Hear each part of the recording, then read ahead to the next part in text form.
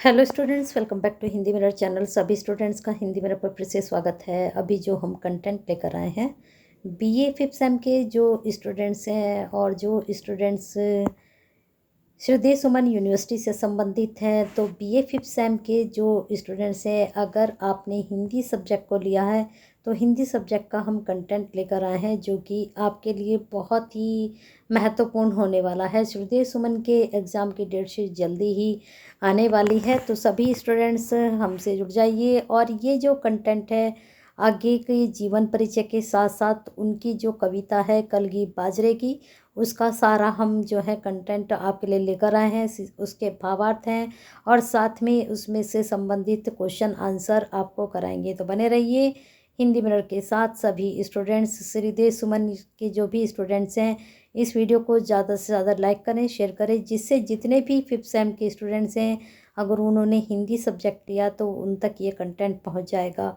और आप नहीं जुड़े हैं अभी तक तो जुड़ जाइए। हिंदी मिरर पर आपको श्रद्धेय सुमन से संबंधित सिलेबस सारा, आपका जितने भी सिलेबस हैं, जो भी हम कराते हैं सब्जेक्ट, उनसे रिलेटेड आप तक सारा कंटेंट भी पहुंचता है। और यूनिवर्सिटी से संबंधित जितनी भी आपके नोटिफिकेशन आते हैं एग्ज़ाम से रिलेटेड, चाहे आपके रिजल्ट से रिलेटेड है, चाहे आपकी डेट शीट से, सभी कुछ जानकारी आपको एक ही प्लेटफॉर्म पर मिलती है।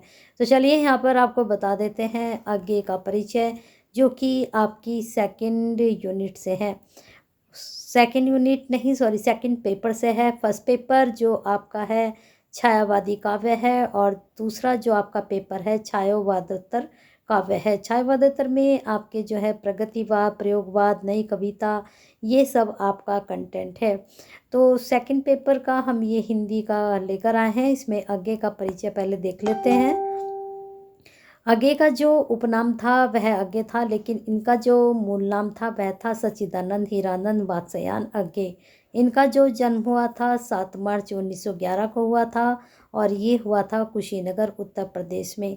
जो इनकी मृत्यु हुई यानी कि निधन जो हुआ वह 4 अप्रैल 1987 और मृत्यु हुई इनकी नई दिल्ली में। इनका जो पुरस्कार प्राप्त हुआ, ज्ञानपीठ पुरस्कार इनको मिला है।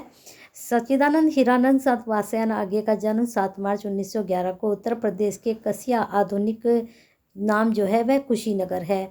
उनकी मतलब वहाँ पर उनका जो है जन्म हुआ था।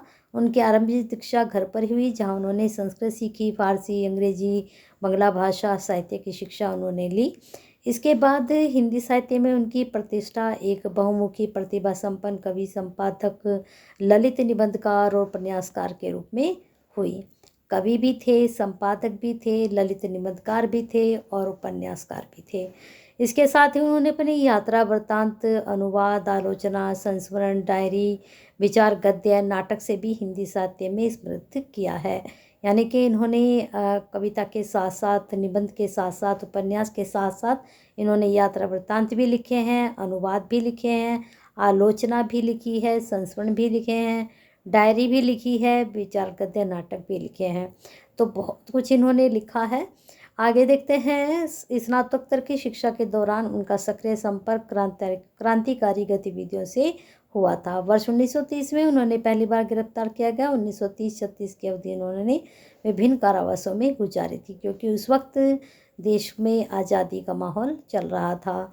देश को आज़ाद कराने के लिए कारावास में रहकर उन्होंने छायावाद, मनोविज्ञान, राजनीति विज्ञान, अर्थशास्त्र, विधि आदि विषयों का अध्ययन किया और अपने कुछ प्रमुख कृतियों का सृजन भी किया। उनके आगे उपन्यास के पीछे रोचक कथा यह है कि दिल्ली जेल में लिखी अपनी 7.5 कहानियाँ उन्होंने प्रकाशन के उद्देश्य से ज्ञानेंद्र कुमार को भिजवाई थी। ज्ञानेंद्र जी को भी आप जानते होंगे। चलिए चलते हैं आगे। ज्ञानेंद्र कुमार द्वारा प्रेमचंद जी को भेजी गई इन कहानियों में से 2 राजनीतिक कहानियाँ प्रेमचंद द्वारा जी स्वीकार कर लीजिए। प्रेमचंद जी को भी आप जानते होंगे। चलते हैं आगे। चूँकि कारावास में भेजी गई इन कहानियों के लेखक का नाम उजागर करना उपयुक्त नहीं था, निर्णय गया कि लेखक का नाम की जगह अज्ञे यानी कि अज्ञात नाम का उपयोग किया जाए। अज्ञे ने बाद में यह एक बार बताया था कि उन्हें अपना उपनाम पसंद नहीं था, हालांकि उन्होंने इसे स्वीकार कर लिया। अब देखते हैं आगे क्या हुआ। वह कविता और कहानियाँ जैसी रचित कृति का प्रकाशन अज्ञे नाम से कराते रहे, जबकि लेख, विचार, आलोचना आदि के प्रकाशन के उन्होंने अपने मूल नाम का सच्चिदानंद हीरानंद वात्स्यायन ही उपयोग समझा। आगे की कविता में प्रयोगवाद का प्रवर्तक उन्हें कहा गया है। तो सेकंड पेपर है जिसमें आपका प्रगतिवाद है, प्रयोगवाद है, नई कविता है, समकालीन कविता है, ठीक है। और उसी से संबंधित फिर आपके सारे कवि लिए गए हैं।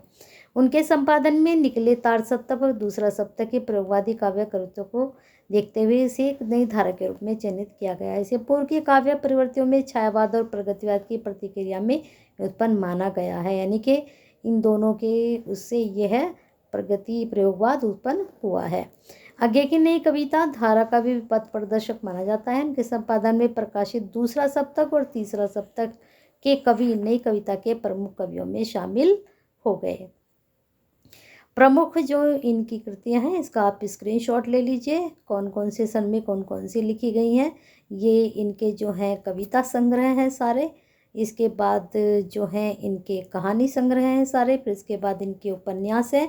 उपन्यास इनके 3 ही हैं। शेखर एक जीवनी जो कि 2 भागों में विभाजित है। पहला इसका जो भाग है 1941 में प्रकाशित हुआ, दूसरा 1944 में हुआ। दूसरा इनका नदी के द्वीप है और तीसरा इनका उपन्यास अपने अपने अजनबी हैं।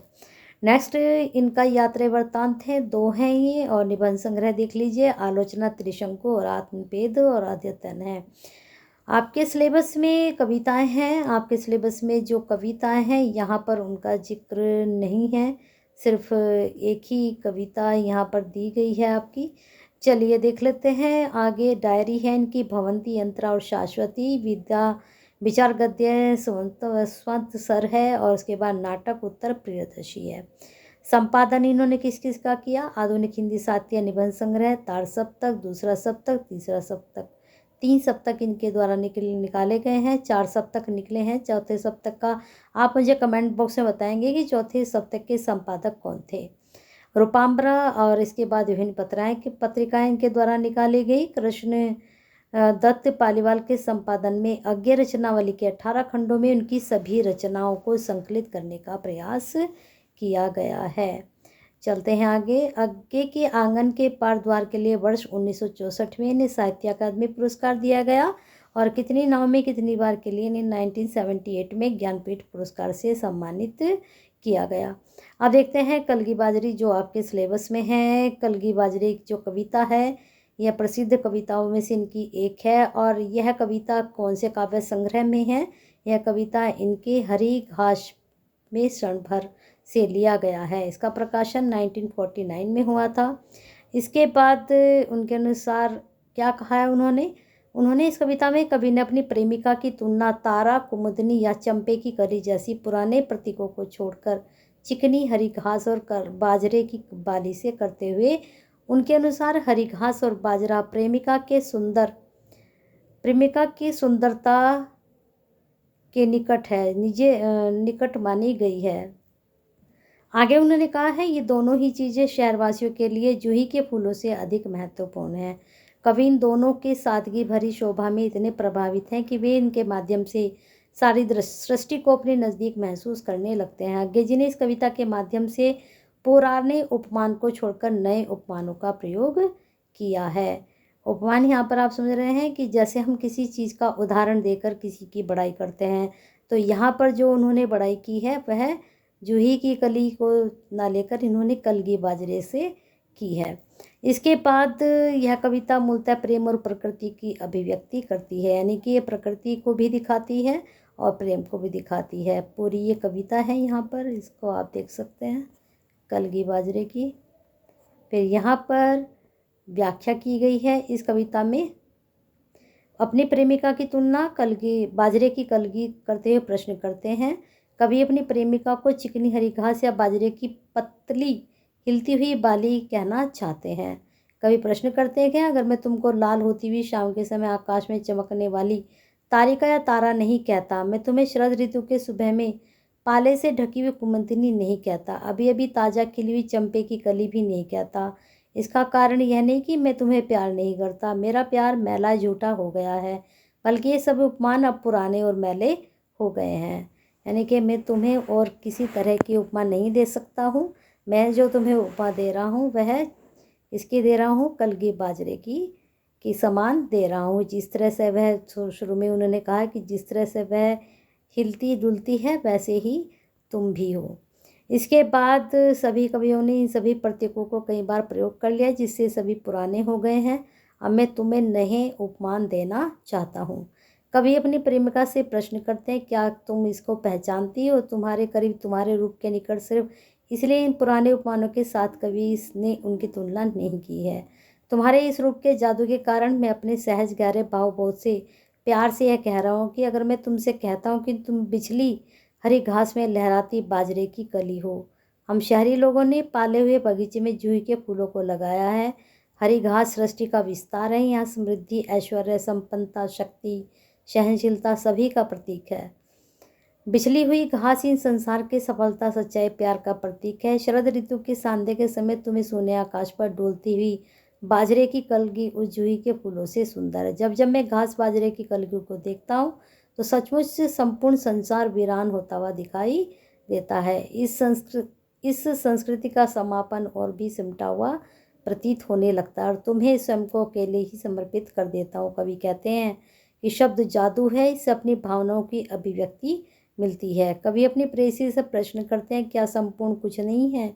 क्या इसका कोई मेल नहीं है? क्या संसार के प्रति किया गया संपूर्ण कुछ नहीं है? कवि ने अंतिम कुछ पंक्तियों में प्रकृति के प्रति अपने अथाह प्रेम को दर्शाया है और वो इन्हीं पंक्तियों में से एक प्रश्न उठाते हैं कि यह समर्पण कुछ नहीं जो मैं अपनी प्रेमिका के प्रति भाव को रखता हूँ, उसका कोई मोल नहीं है। कहने का तात्पर्य यह है कि कवि कहता है कि सिर्फ अगर आप भाव को भी देखते हैं तो कहीं ना कहीं आप समर्पण को देखते हैं तो उसका भी आपको मायने रखना चाहिए। ज़रूरी नहीं आप किसी को पैसा दें या फिर कुछ और सुविधाएं दें तभी आपका प्रेम मायने रखता है। इस प्रकार से कवि ने कहा है। फिर नेक्स्ट यह दीप अकेला कविता है, ये नेक्स्ट वीडियो में आपको समझाई जाएगी। तब तक वीडियो को लाइक करते रहिए, शेयर करते रहिए और हम नेक्स्ट वीडियो में मिलते हैं आपके साथ, यह दीप अकेला के साथ।